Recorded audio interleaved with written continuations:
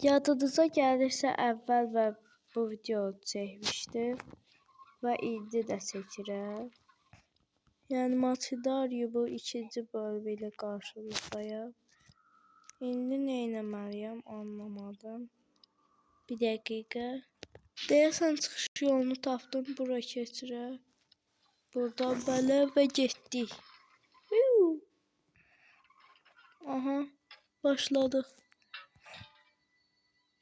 Wow. Kötü robot galiba. Korkunç rüyam geldi. Yəni köklüyündə bildir də çox yemək yeyəcək. Amma yəni bu qədər də yox da vaqonu yeyib bitirdi də demək olur. Bu kötü deyəsən. Yox, dost olmuşuq. Yox. Hə kömək. Elə bildim kömək eləyəcək. Əksinə pis eləyirmiş. Bu çox kötü ya. Bu da pis davranmalıyıq. Anlaşıldığı qədərilə. Deyəsən anladım. Bura gəlirəm.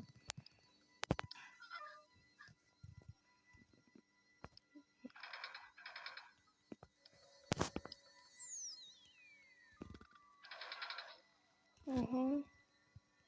Bunu nereye bırakacağım da?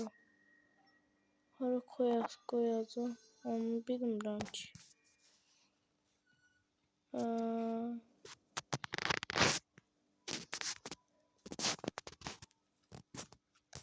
Tapa bilmədim. Biraz fikirləşir.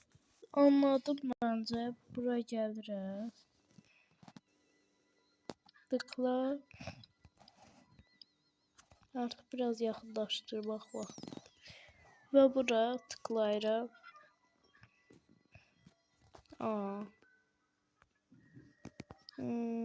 Bunu bura. Baxıb görək nə olacaq.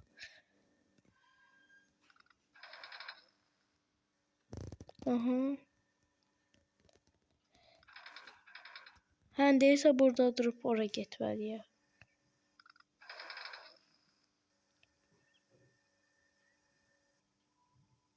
Və başla.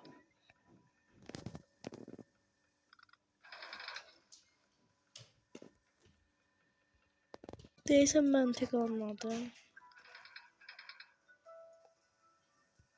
Fırlansın.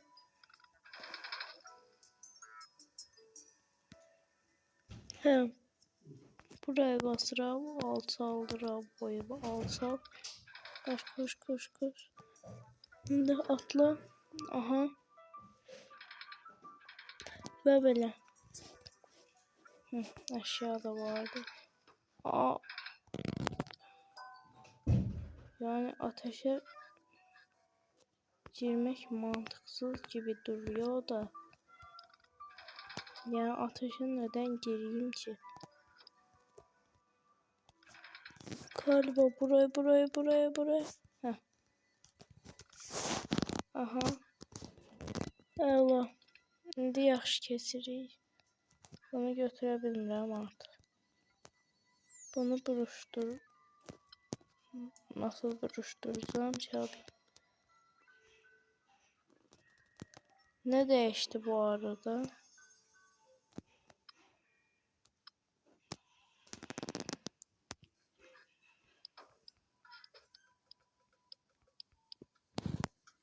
Teşne değişmedi deyəsən.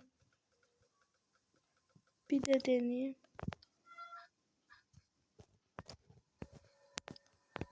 Düş. Yok. Bir dakika.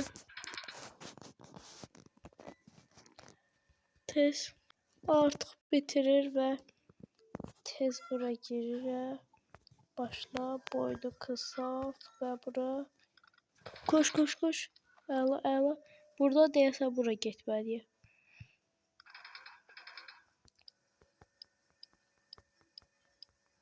Yalnız burası mantıksız da biraz. Bunu ikinci bölümdə çəkeyim davamını. Heç bilmirəm. Davamı ikinci bölümdə gələcək. Sağ olun, salamat qalın. Gələn videolarda görüşmək ümidilə.